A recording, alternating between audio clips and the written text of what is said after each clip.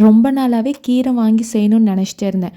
But ஆனா ஈவினிங்ல வாங்குற கீரை மார்னிங் வரைக்கும் நல்லாவே இருக்கிறதில்ல.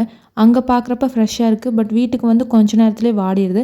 பட் எனக்கு நல்ல கீரையா கிடைச்சதா, ஸோ வாங்கினேன் இங்க பக்கத்துல ஒரு கடையில. அத தான் மார்னிங் செஞ்சு சாப்பிட்டுட்டு, மதியத்துக்கும் அதே தான் பேக் பண்ணி எடுத்துக்கிட்டேன். மார்னிங் சாப்பிட்றப்ப யம்மியா இருந்தது. எனக்கு ரொம்ப பிடிச்சிருந்தது. நெறைய கீ ஊத்தி சாப்பிட்டேன். எனக்கு கீனா ரொம்ப பிடிக்கும். அதுவும் இந்த மாரி கீரை கடைசல்லாம் ஊத்தி சாப்பிட்டா எனக்கு ரொம்ப பிடிக்கும்.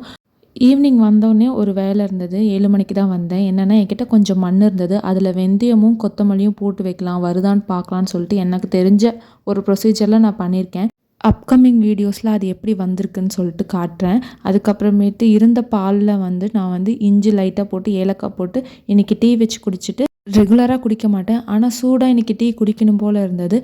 அதுக்கப்புறம் டீ குடிச்சிட்டு எனக்கு இன்னைக்கான வீடியோஸ் எடிட் பண்ணுறது, லாங் வீடியோஸ், அப்புறமேட்டு மொபைலில் கொஞ்சம் ஸ்டோரேஜ் இல்லை, தேவையில்லாத வீடியோஸை டெலீட் பண்ணுறதுக்கே எனக்கு 9:30 ஆயிடுச்சு. அப்புறம் படுத்து தூங்கிட்டேன். பாய்.